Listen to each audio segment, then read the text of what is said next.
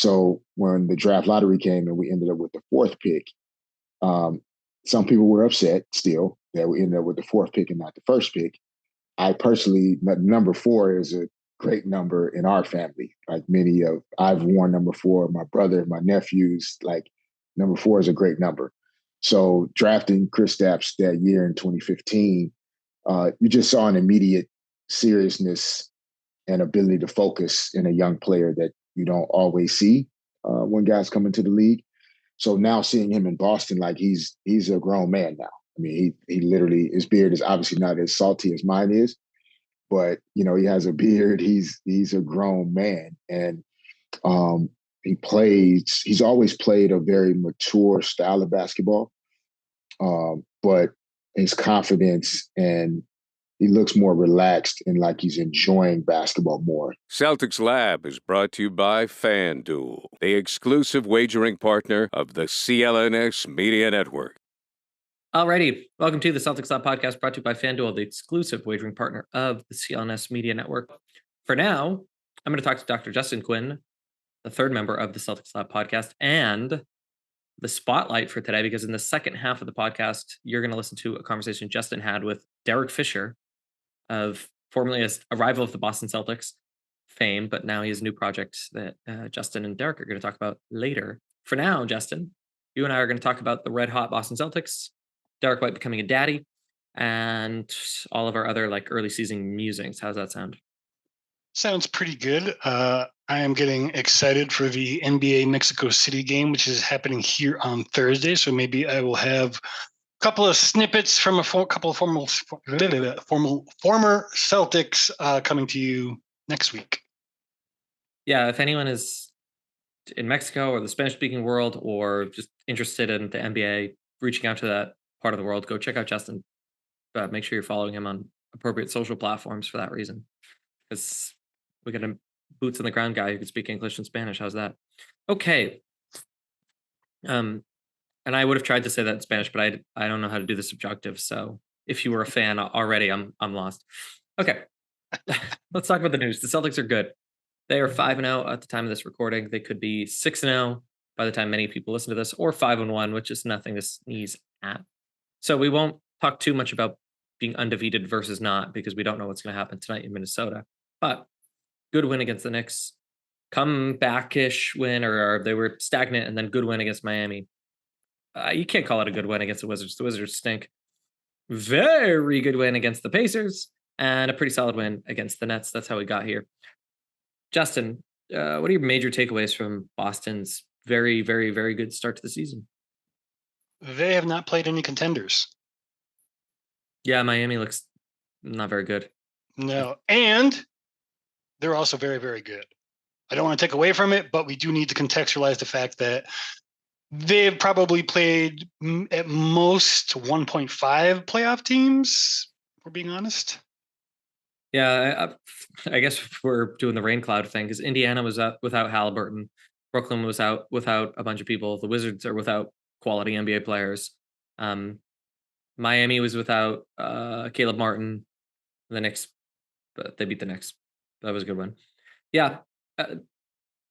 The trend lines are easy to find if you want them to be the trend lines, right? Like the offense is 5 wide and it's super explosive. The defense is a bunch of guys being competitive with themselves about how good they can be at playing defense on an individual level.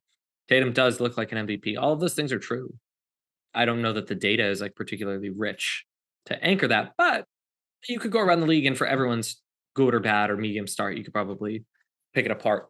So let's say that it's meaningful data. What do you think is the takeaway that is most sustainable?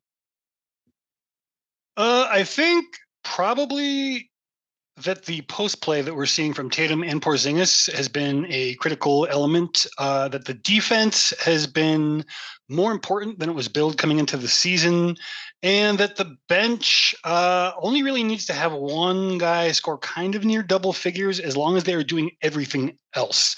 For once, they do not need the bench to score, but they probably do need to find some regular guys who can put some points up when they're called on. Yeah, the bench has been the early thing to worry about, and again, however much you want to read into the data has not been that favorable to the bench. We will see when guys start taking real scheduled rests, or tonight, for example, in Minnesota, Derek White, who had a second child, congratulations to him and his wife, um, and is not going to be playing in Minnesota. Kristaps Porzingis might be out, Brissett might be out, so suddenly we might actually see Hauser and Peyton and others play consequential minutes. We might get a better sense of like how good or bad this depth is, because I don't think Boston needs a second unit that looks the way you would think a second unit looks like, because they can stagger their stars as much as they want. So it really comes down to if they go long stretches without one of their top six guys, or without two or three of their top six guys, what does that look like? And we just haven't seen it yet. But you got to nitpick something, right? I mean, one of the things that I've been really excited about is the rebounding. It looks so the rebounding and we talked about this last time we talked. Joe Mazzulla was not generous with explaining whether or not this is a system thing or individual effort thing. But between all the chase down blocks and the haranguing people on the perimeter, these really nice offensive rebounding nights, it does seem like Boston's players are individually making it their business to make these plays rather than it's a product of system with respect to James Harden. So I'm curious about that, how long that lasts. Like if you'll remember when Kyrie was here, he talked a big game about he and Marcus Smart had a contest for how many steals they could get a game or something, and that lasted all of like 4 weeks. And maybe that is a particularly flaky person. History would suggest as such, but I am curious to see how engaged the Celtics are for the breadth of the regular season. I mean, at the very least, the model is there. Like in an individual quarter, I mean, Pacers stink, but they scored 44 in the first quarter and then 46 in the fourth quarter. That's pretty freaking remarkable. So the model of this super five wide offense with Porzingis in particular, like really spreading the floor, and then just guys being dogs on defense, like that's outstanding brand of basketball. It's a very exciting brand of basketball. Okay, and this has been not been particularly organized, but I had more takes about this than I thought. Anything that we've missed from the first few weeks of Celtics basketball? So one of the other sticking points that has been coming up and has been to a certain extent, shall we say, justified, is the Celtics continuing to trust Luke Cornett, and me being a vocal critic of that decision. He played like the kind of player they need for a third big in the Celtics last game versus the Brooklyn Nets, where he put up 11 points and 7 rebounds, which I think by consensus of what I've been hearing, we all kind of think that this is about the best we're going to see from Luke. But on nights when he needs to be the guy, when he is either when they're going double big and he needs to play more minutes that way, or even more so on nights when they have a big man out, like perhaps versus Minnesota, they might be without Kristaps Porzingis because I think it was you told me he has a sty in his eye. That is the kind of injury we probably, if we have to have an injury to a player, that's about as light as it can get. But I mean, he would still have to play, right? And in those situations during the regular season, if he isn't quite up to snuff, that's okay. I'm not worried about that. I'm worried about the postseason, which is not good enough. So if you hear me criticizing him, or see me criticizing him on social media, that is what I'm being critical of, not what he can do in the regular season. He is a good NBA player who can do good minutes in the regular season just fine, contribute to winning, all that good stuff, but he is a liability in a postseason setting. It's interesting. I mean, it's he's kind of in no man's land, even if he is effective. He's not a carbon copy of Porzingis or Horford, so you can't like really plug him in to kind of keep things consistent. And he also doesn't really give you a different look because he's not a great shooter. He's not a great post player. He's a solid big man, as you're identifying.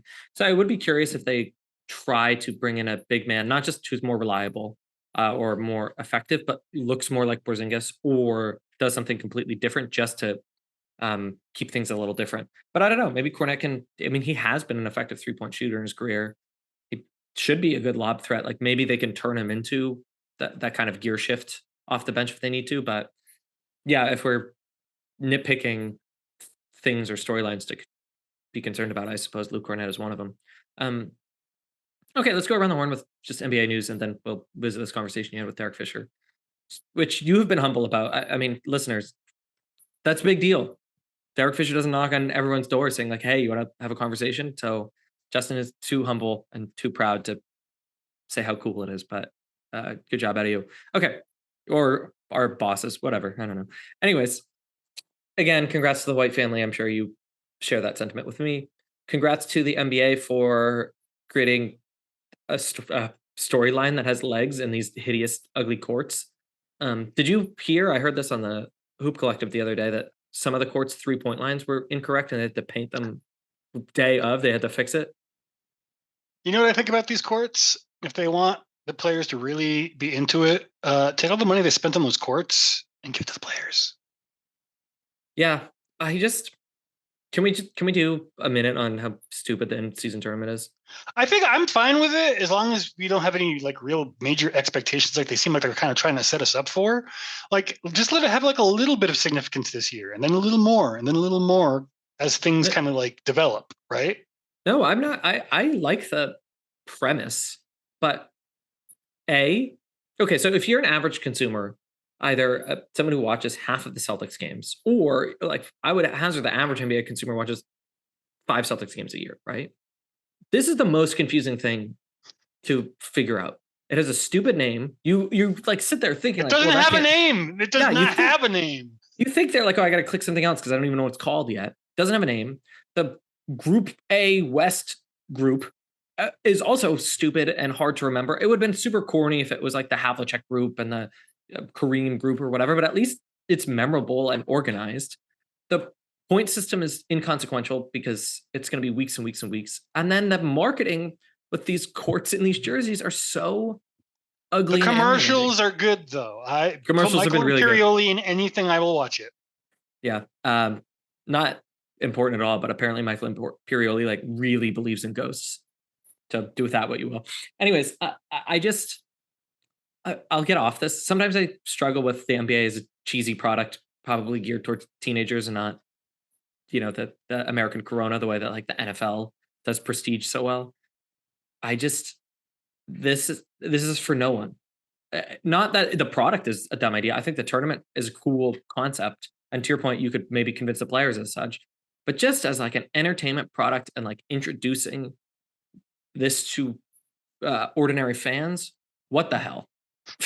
Also, if I didn't speak English or I wasn't, native to the language, I'd be so confused because it's not easy. Anyways, we'll get off it. I hope it generates many clicks and podcast conversations to come.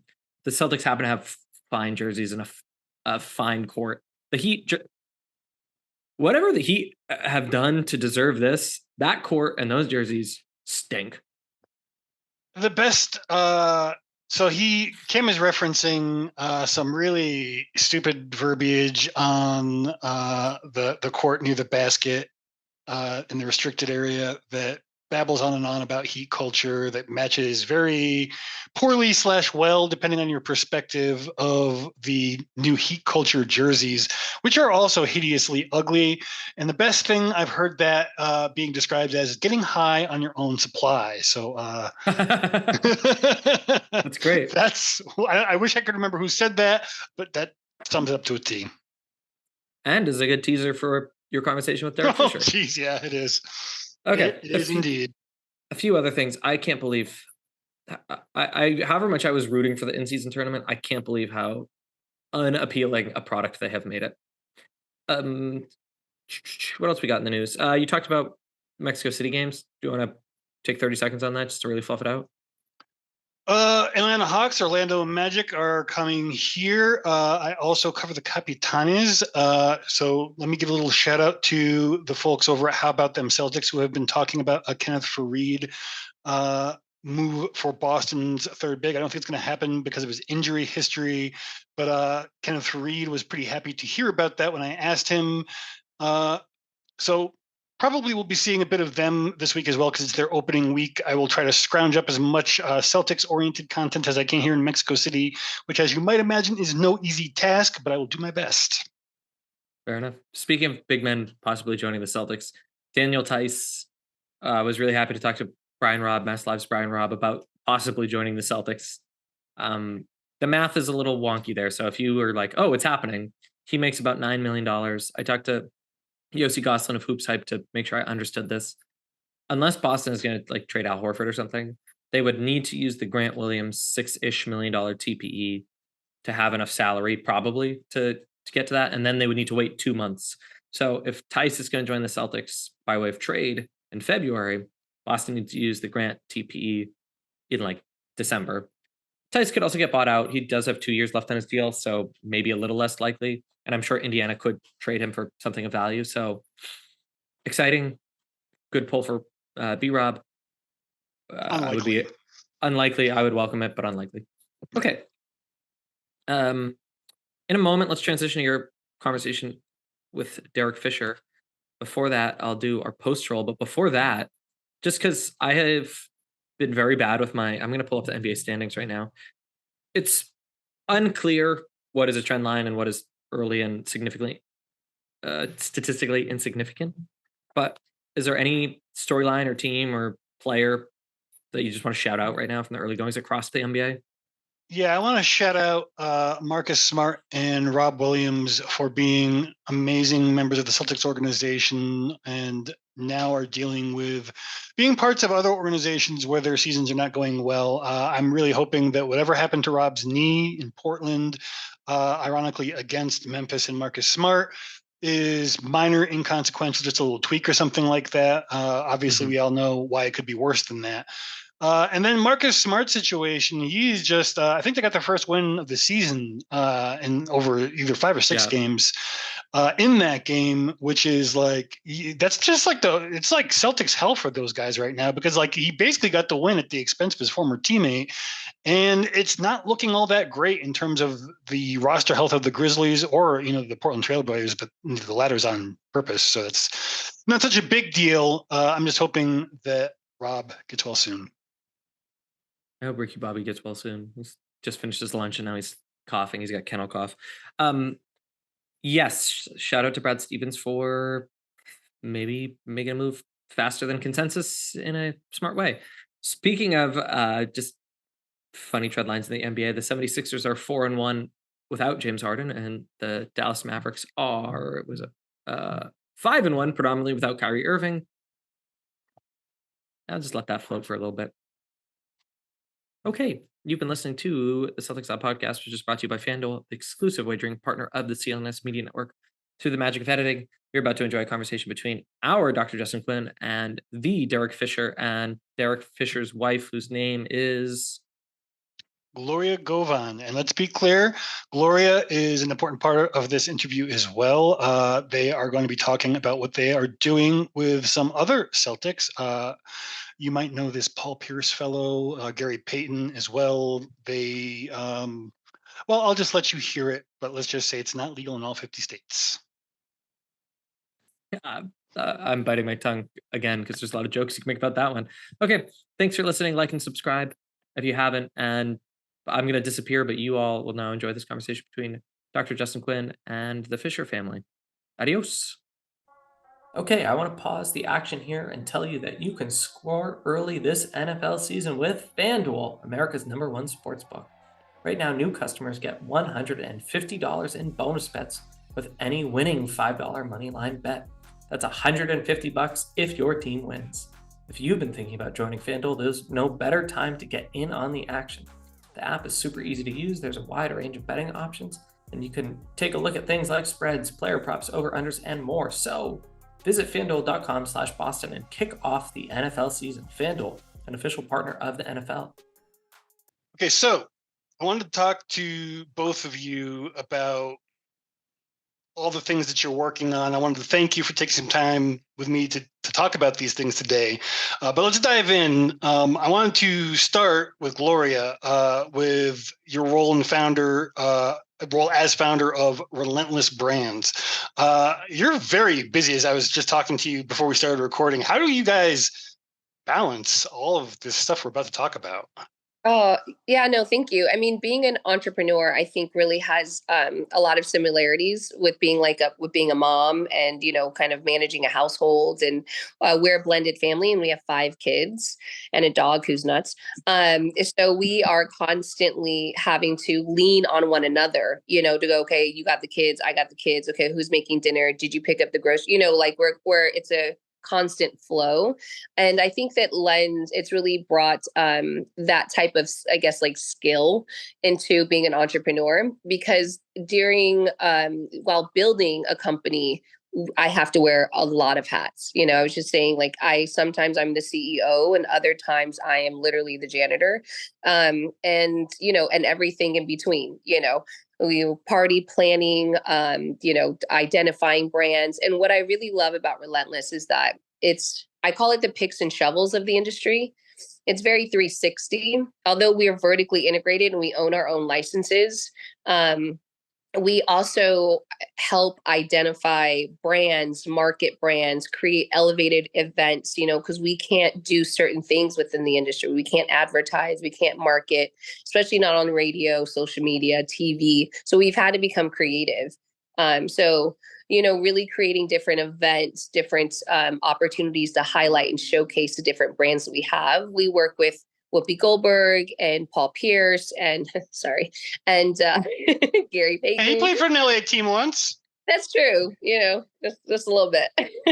He's a sweetheart. We're working with Bill Bellamy and Tiffany Haddish, but Relentless, I think, really is a brand and a company that people come to when they want to develop their own strain, their own merchandise, especially within the industry. So I think we really lend those services really well and help managing, brick and mortars, cultivation sites, compliance, things of that nature. So, but it's overlap, a mom, an entrepreneur, like literally almost one and the same. So, cool. Yeah. So you got into this, as I understand it, because of your mother's breast cancer diagnosis. Something similar happened in my family that made me aware of the medicinal uses of cannabis. Could you tell me more about how you got to hear from there?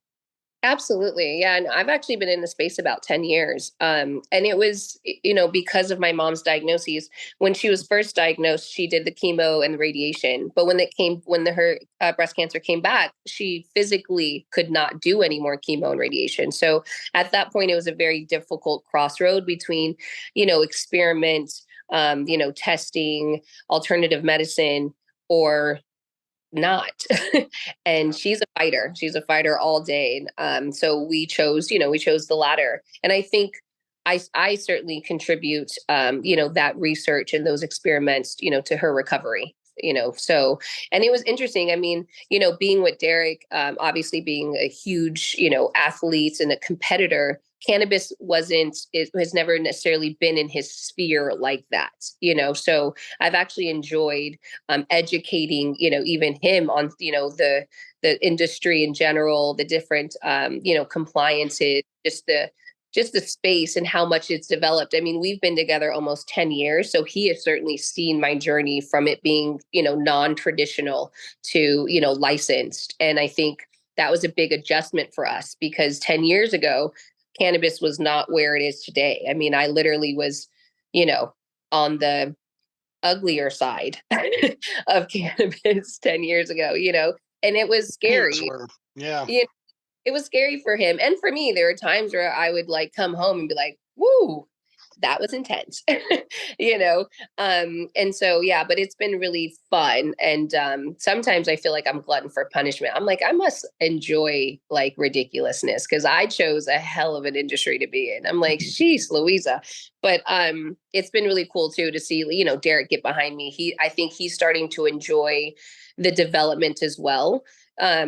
Just kind of seeing where I've gone and where the company itself has really, become today and where it's going. So it's been really cool.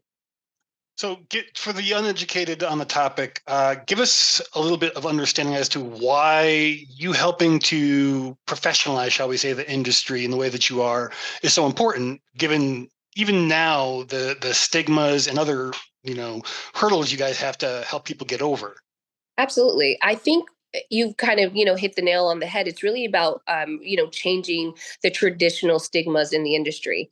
Being a professional, a functioning professional, a mom. There's so many similar amazing people, that really benefit from this plant. And I think for me, that's been a really heavy point to drive, is that, a lot of this traditionally systematic, rumors of, bogus fat, like, so many like crazy things that they've said about cannabis in general has been really it really makes me sad to see, and it's really frustrating. And I feel like if I have an opportunity, that I do, to be impactful and really, be a part of changing what that looks like, then I want to do that. I really want to be a part of that, story changing and creating a new narrative, because it really is, and for me, I know personally, it's been a miracle, so, and I want people to understand that.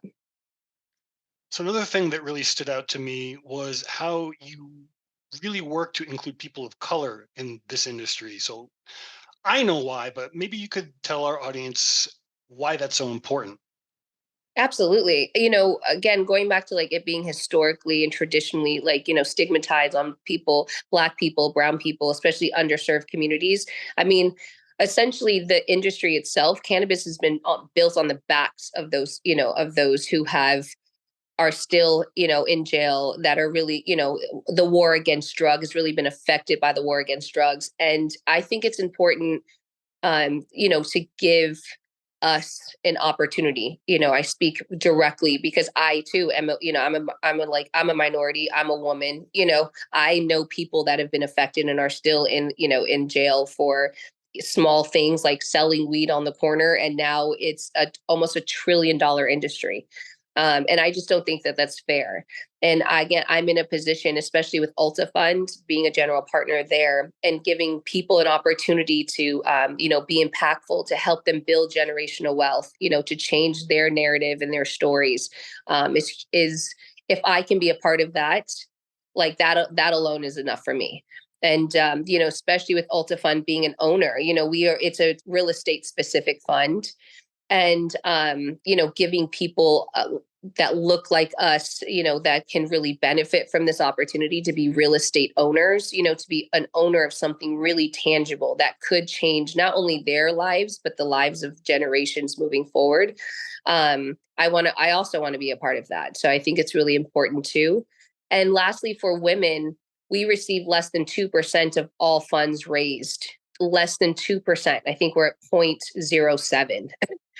And it is almost impossible to build anything without money.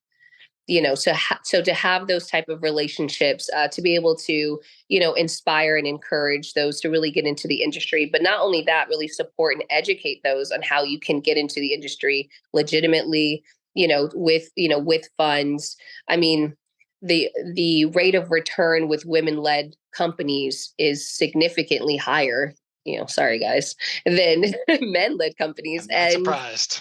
And it's just, again, because I think we genetically have have it, we kind of can do it all. I love you guys both, but we're pretty awesome. So if you could tell me, I ran across this concept of inclusive wellness that I think maybe we should talk about, given what we've just been talking about. What is that all about? Absolutely. Inclusive wellness is not only a skincare line, but it's also what we like to call is just it's community within the wellness industry. We have, especially in America and just really just in general, the beauty standards of, are so unrealistic, especially again for women. I mean, we have very high standards of what we're supposed to look like, be how we're supposed to behave, what we're supposed to wear, etc. On a consistent basis. We're supposed to be this thing. And that creates anxiety, depression, body dysmorphia, just so many different just anxious characteristics that are really unnecessary. And for me, it started during COVID, because I realized that I think in that time, it created this like it created this pause in people, and then I think they've really started to tap into some of those things because you didn't necessarily have to wear makeup as much, you could kind of be in sweats. And so it created this, like, for me, it was about this opportunity to speak to and support how much self-care is really important. And I think all of that I tapped into or and have going on really speaks to one another. So my mom actually was an influencer in inclusive as well, because for me, being a mother of 10, she very seldom took care of herself. And I was actually really angry with her when she was diagnosed. And although as selfish as that is, I was like, well, you're being selfish. Like, you don't take care of yourself. You don't go to the doctor. You don't do. And like, so, and now you have breast cancer, you know what I mean? Like, and so I think for me, that was an important part of going, no, no, no, no, no. Self-care is important, and that's what inclusive, it kind of blossomed into this, like, even if you just take an hour, and that's where the routine came in. It's a skin cleanser, it's a charcoal mask, it's a body moisturizer, but it also, unfortunately, when you look good, you feel good. So we wanted to start there as well and let people know that, but it's not just about the exterior. It really is about identifying supportive community. And Derek's actually, his high school has been really cool in identifying these, like, wellness, retreats and wellness conferences and where they call assemblies, asking his boys and his team to do like yoga days and, self-care, wellness days, making better choices in eating and things like that. But it was inclusive for me as a passion project, but it really does speak to my heart, so. Very cool. My wife is a yoga professor, so I definitely know all the benefits of that. That's really cool. I wanted to talk to you a little bit, being as that I cover, sorry, Derek, the Celtics as my primary focus. You said that you did a little bit of work with Paul Pierce, and I've also read that you've done some work with Gary Payton. Tell me a little bit about how they've been involved, what they've done with you, and that sort of thing. Absolutely. Yes. Gary and Paul are some of our clients. And what we've done for them is identify and build out a brand specifically for each of them. Paul's actually strand in Massachusetts has been really welcoming, of course, and has done really well in the stores and presentations out there. But we are also with Gary identifying he wants to, create a clothing line. He's, creating a merchandise and development, like jerseys. He wants to do a whole line of that as well, which is also some of the services that we offer. But they've been really awesome. They both have supported the different events because, again, we can't market and advertise. So with one of our other subsidiaries called Bella Flora, we've created these elevated experiences. We were actually one of the first companies to do something with the Phoenix Suns. And both Paul, Gary, and Derek actually came out to support that event. It was a 3v3. It was a 3v3, tournament in the Phoenix Suns at the Footprint Center. But it's kind of funny to see. I wouldn't say rivals. Well, I guess rivals, but they're all really good friends. Like, I know Derek had a good time. I think Derek actually told me a story that Gary told him, because they, like when they played and, and then just to see Paul be competitive during basketball, like it's still very much so at the core of them. But they're great. And what they're doing in the cannabis space has been really special too. And I'm excited for some of the future products that they'll be coming out with. Very cool. Yeah. What else should we know about Relentless Brands and its future? What I would say about Relentless is that we are continuing to build and identify ways in which that we can help highlight and showcase the cannabis industry in a positive light. We do have some events coming up, like Whoopi Goldberg will be launching Emma and Clyde for Whoopi. We have some additional, like we're doing an HBCU tour here coming out next year about educating, kids within the space, just to let them know that this is a $1 trillion industry. And there are a lot of places that they can get involved. Education, well, we really want to continue with the education of the space and how well and impactful that this can be, changing generations, both past, present, and the future, with the different stigmas and, some of the, traditional statistics. So yeah, Relentless it's going to be around for a while, and I'm pretty excited about what we have going on. Excellent. So Derek, I've had you patiently waiting to talk with me, and I really appreciate that. But I want to ask you, beyond being supportive, what is your role in what we've talked about so far in your words? Beyond being supportive. Yeah, I mean, I think pretty clear you're pretty supportive, but like I know you do more stuff than just be supportive. No, I think supportive sums it up really well, and then within the support, I think it's managing or wearing different hats yourself. Right, some of it could be support in terms of just conversation and discussions and idea sharing.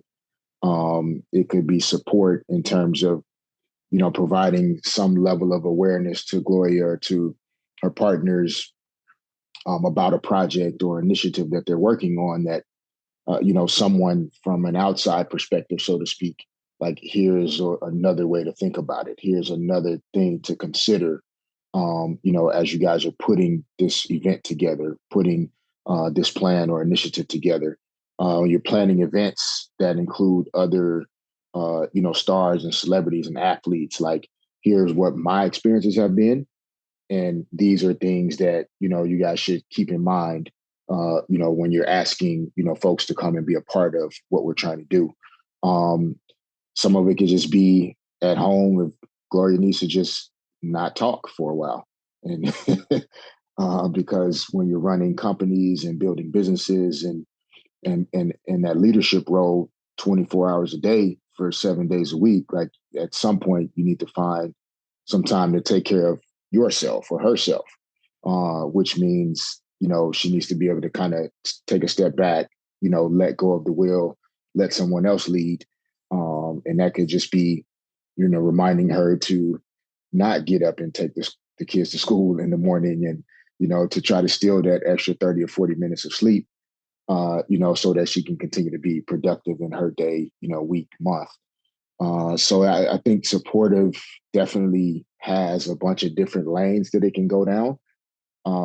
And it has to mirror that entrepreneurial spirit. Like, you could wear one hat on one day and a completely different hat the next day.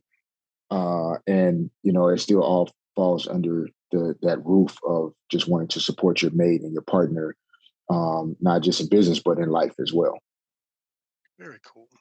So I bet some of the skills that you bring to bear doing that, you picked up from your career, your post-playing career as a coach, which of course you have to wear a different hat for every player pretty much.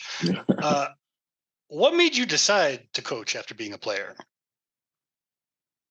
I think it's it allows me to still be intimately connected to the game of basketball.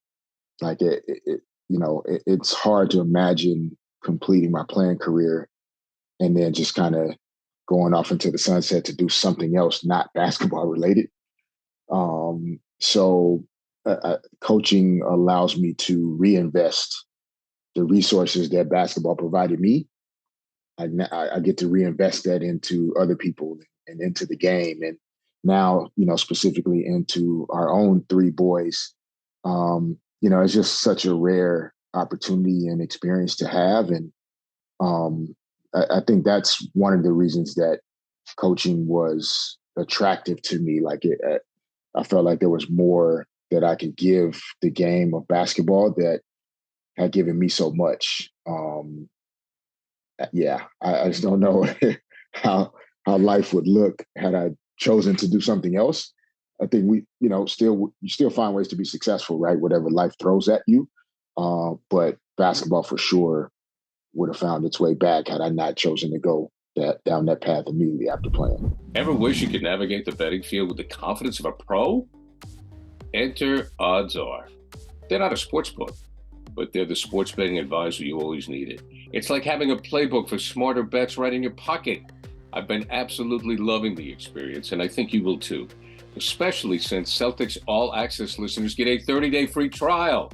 Elevate your game day and join the smart betting revolution.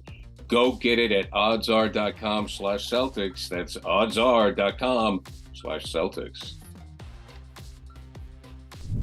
So when you first started, it was with the New York Knicks. There was this rookie, I believe, your first year, named Kristaps, who joined you.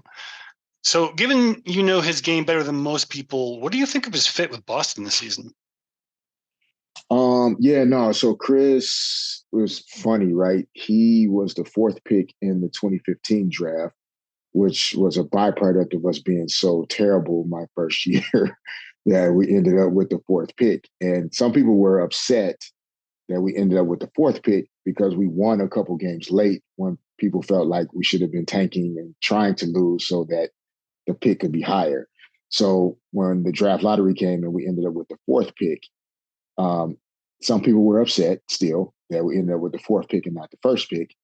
I personally, number 4 is a great number in our family. Like I've worn number 4, my brother, my nephews, like number 4 is a great number. So drafting Kristaps that year in 2015, you just saw an immediate seriousness and ability to focus in a young player that you don't always see when guys come into the league. So now seeing him in Boston, like he's a grown man now. I mean, he literally, his beard is obviously not as salty as mine is, but he has a beard. He's a grown man, and he's always played a very mature style of basketball, but his confidence and he looks more relaxed and like he's enjoying basketball more. New York was a very challenging environment for him. A lot of expectations were placed on his shoulder. The organization was in a big transitional phase, and I'm just happy to see Chris in a space where he's playing for. I can say great things about the organization, even though we're still battling it out for number 18. Always, I'm so psyched. I'll talk to you about that in a second, man. But grew up watching you guys. I'm ready. But I think. But I'm happy for Chris that. KP, that's mainly more so what I call him, that he's a part of such a great and well-run organization. I think Brad Stevens is one of the greatest basketball people alive. How smart he is, not just as a person, but as a coach and now as an executive. And I think Joe Mazzulla is the right type of coach and personality for Kristaps at this point in his career. And the team is about winning. And that's what Chris has always been about. So I'm just happy to see him now in a situation where all those things are aligned. So the next step for you after the Knicks was with the Los Angeles Sparks, if I have that right. How is that different than coaching in the NBA, if at all? Yeah. No, I mean, honestly, the next step for me was Dancing with the Stars. You see how I put that together? And that experience actually led to, an even greater commitment to get into coaching. Like, you spend so much time convincing athletes to like step outside of their comfort zone, and that's where all the great stuff happens. And I had never really done that, to like step outside of my comfort zone and do something in that way. So once I got back into coaching, choosing to coach in the W kind of stayed along that path of. It's unconventional for a former NBA head coach to jump into the WNBA and start coaching, but why not? I've always been a fan of the women's game. I've always felt like it was high quality basketball. And again, I love basketball and want to give as much as I can to it. So we have 2 daughters. I have a wife. I have a mom. I have a mother-in-law. I have sisters. Women run the world in a sense. And so I think as men, we can't just say we love, what women are about and we want to support women in business and women in sports and not actually show up and do something as well.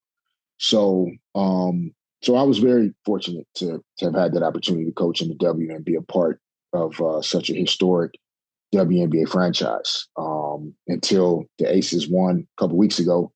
The Sparks were the only the last team to have won back-to-back championships in the W since 2001, 2002.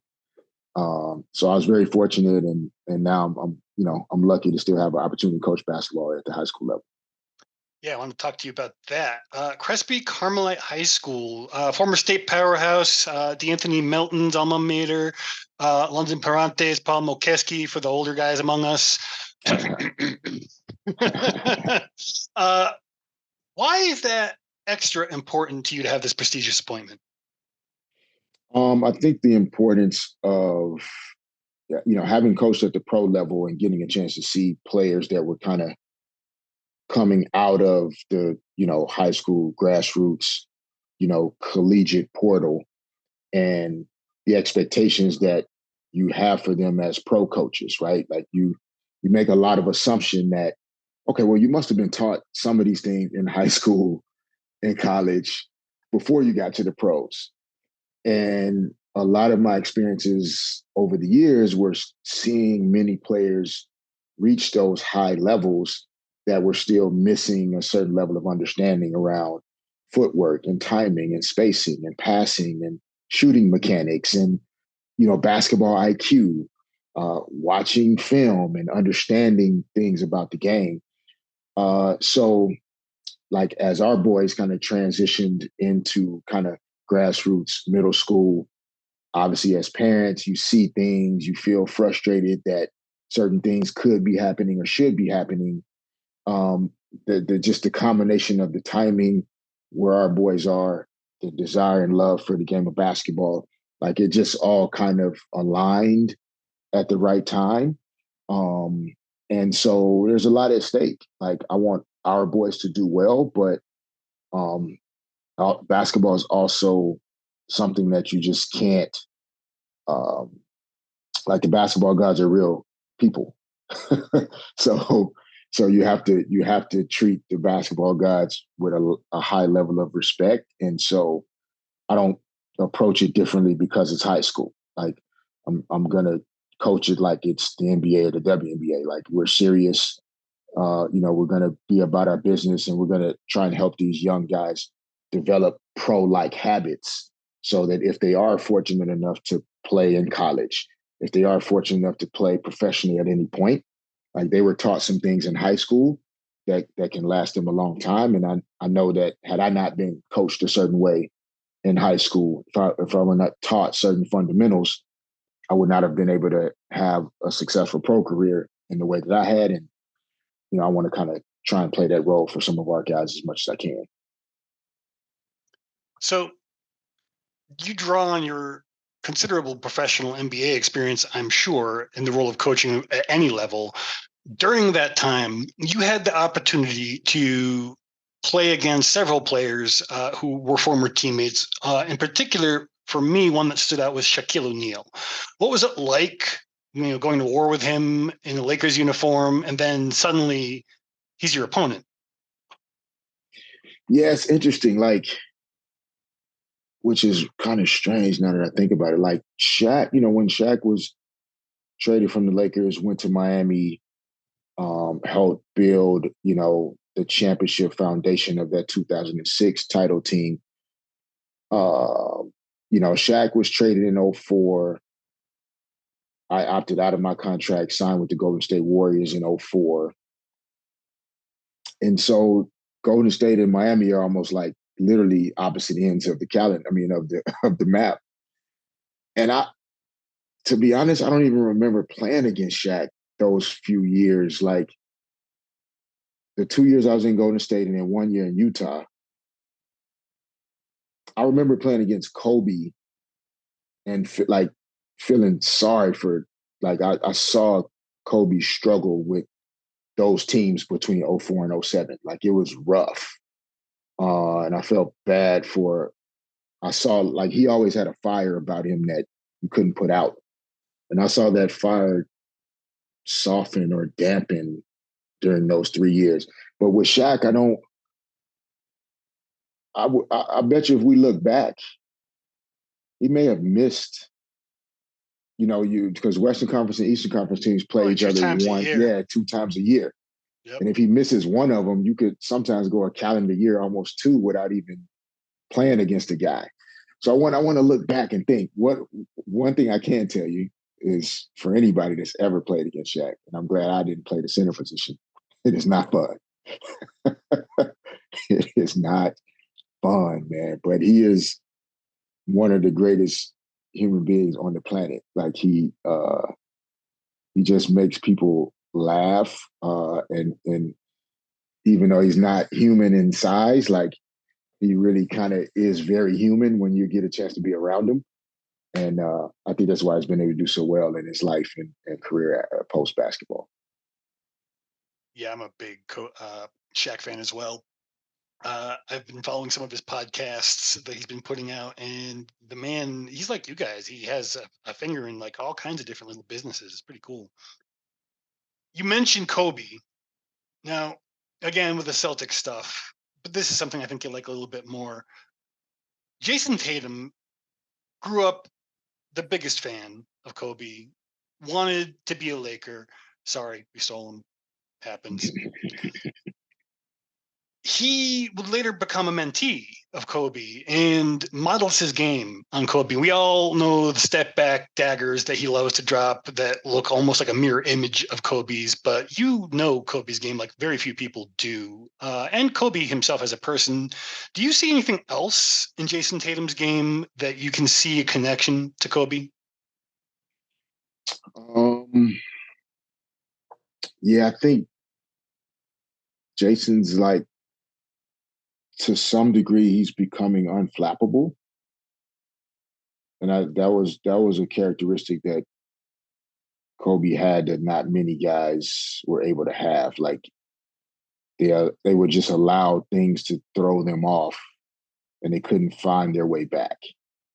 And Jason's had, games and performances where it just looks like, when you think about the playoff run last year, it just looked like he wasn't going to be able to get it going that night. And then, the performance he put together in Philly after missing every shot he took, and then some of the shots that he made, late in some of those playoff games, like that's something that Kobe was capable of doing, where he could still will us to win without necessarily playing great himself, because of just how cool and calm and relaxed he was and how driven he was. Like it was infectious to the rest of us. So even when he wasn't at his level, like the rest of us were at higher levels than we would be without him. And I think Jayson has that ability almost regardless of his individual performance. Like every team he plays on is going to be really freaking good, because you feel like you got the best player on the floor on your team. And that's, it's a small list of guys that are in that category. Yeah, his ability to have a good game when his shot is not falling is something that has really been growing in recent years too. And I think that is definitely tied to that Mamba mentality. Moving back to the present a bit, on top of everything else you guys do, you also do some nonprofit work, including the Be Better Foundation and the Team Derek Fisher Girls and Boys AAU programs. Could you tell me a little bit about that? Yeah, I mean, when we are both people that like to show up to things that we're involved in. So with both the foundation and the girls program, like we really try and roll our sleeves up and be as fully present as possible. And we've started finding ways to blend what Bella Flora does and is about in terms of events and bringing great people together with the foundation, so that we can have impact both in corporate, in business, as well as in the community. And over the last couple of years, that's worked out really well for us. We just want to make a difference. Like we know that coming from the communities that we were born and raised in, whether in the Oakland area and Bay Area, whether in Little Rock, and then now our home being in LA, we just try to serve folks that aren't always best served. And whether that's young people of color, whether it's women of color, whether it's from a social justice perspective and, fighting for the rights of folks that have been convicted in terms of cannabis charges and crimes that need to be or should be overturned, or even just as they are getting their lives back on track and looking to serve their community and make sure that they are not just standing by while people are wrongfully, accused of things or held back in different ways. We try and do our part in those areas, and then that's more so through the foundation, and then with our girls and boys, basketball club team and AAU programs. Sport's a powerful thing, and we feel like sport allows us to access the hearts and minds of young people than compared to if we just tried to walk up to them and tell them a bunch of stuff. So through basketball and sport, we just try and find ways to build into some life skills and life lessons and things that it's not really about trying to tell them that they're going to make it to the NBA or WNBA. It's really just trying to help them be involved in something positive, feel the essence of being part of a team and part of a group, thinking less about yourself and, what's important to the team. Those are lessons that you're going to need in this life if you want to do well. If you're only thinking about yourself, it's not going to work out. So we try to do that through our teams. That's really cool. That really actually struck a chord with me because as a trained anthropologist, as I was telling Gloria off air, one of the reasons I'm into covering sports journalism, which I didn't get to mention, is that people will have conversations with you through sport that you couldn't normally have otherwise. And for example, I was able to talk with one of Joe Biden's COVID czars during the pandemic because of sports. Whereas if I had done it as an anthropologist, if I even got the opportunity, my audience would have been so much smaller and frankly, not as useful. So the way that it can unite all kinds of different ideas and stuff like that, I think is a really important tool. And I'm glad to hear you guys are using it. I want to shift gears a little bit. As a Gator alum, there is a certain beverage on the market who I'm not going to give any more advertising because it doesn't need it. So tell me about Barcode, because I when you get older, in particularly, it's very easy to get dehydrated, as I have learned you can even do as a sports writer. So tell me about Barcode. Yeah, no, Barcode's the next best fitness water and sports beverage. Healthier, all natural, all vegan. We don't have to hate too much on what everybody else is doing. Like, just look at our bottles, look at our packaging, look at our ingredients, look at where it's available. And we feel like it's a better and superior beverage to serve in terms of hydration purposes. But also just wellness and performance. A lot of women and people that are not elite athletes enjoy the beverage because it isn't only about sport. It's about putting great things in our bodies that are going to allow us to be healthy and thriving people. And then, it helps to have Victor Wembanyama as the face of your product because he is literally the face of everything at this point. And deservedly so. He's a great young man, great family, and we feel very fortunate as a brand that he chose us. He had other options, but he's a young man of substance. We're a brand of substance, and we hope to continue to build over the years. Very cool. I've also heard that you have a broadcasting gig coming up with Spectrum Sports. Is that correct? Yeah, I've kind of, as you talk about all the things that we have going on, I, dabbled in some of the sports analyst work from time to time. I was, with the job now at Crespi, I'll pick and choose the right amount of time. But I love talking basketball. The family always laughs at me when we're at home and I'm watching the game and I'm not just sitting watching it. I'm literally standing like I'm coaching it. And then I'm rewinding the play and going over the game and replays and talking to the kids about, see, you need to shoot the ball this way. You should jump more forward. So working for Spectrum Sportsnet kind of allows me to get some of that energy out. And then that way, when I get home, Gloria doesn't have to listen to me talking basketball. It's time to just go to sleep at that point. I might have to do something like that myself. So my wife doesn't get mad at me. Any chance in the NBA Finals, did we get a pickup game between you and Eddie House and Scal for the old days? Because see what I did there? See what I did there? Yeah, no. I have no desire to. We're not going to interview us. Games. Yeah, you're not going to interview us next year, and we're having to explain to people why we have ruptured our Achilles. We're still trying to play pickup and relive these 15-year-old days. Like, nope, no thanks. I'm good.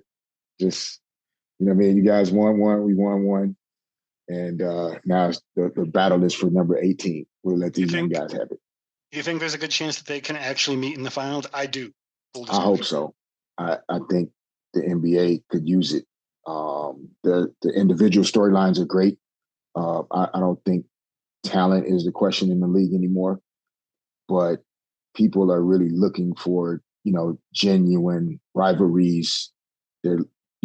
Sportsmanship is cool, but, NBA fans do want to see some dislike, and they want to see guys that are making the amount of money that these guys are making really appear at least to care more about the winning part than the money part. And rivalries are how that starts to live itself out. Like, you don't necessarily want to always see guys hugging it out after the game.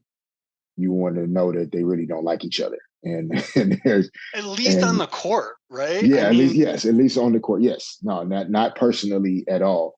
Yeah. But when you think about like the Warriors Kings kind of thing starting to bubble and develop because of the playoff matchup, I just think that the league would benefit from a Lakers Celtics finals matchup again, while definitely not being surprised if two other teams make it to the finals. I just think that the league is really it's top heavy in some sense, but you also have 4 to 5 teams in each conference that could break through. Every year you think the Miami Heat are done, they figure out a way to get to the finals. Obviously the Bucks are a real threat. I think the Sixers are going to be better than people think they are.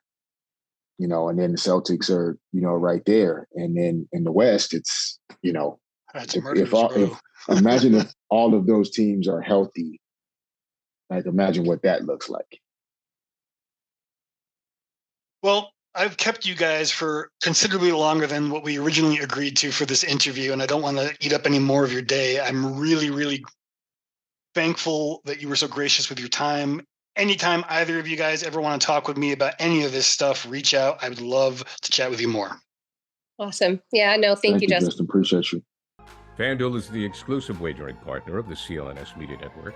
Right now, new customers get $150 in bonus bets with any winning $5 moneyline bet. FanDuel, official partner of the NFL.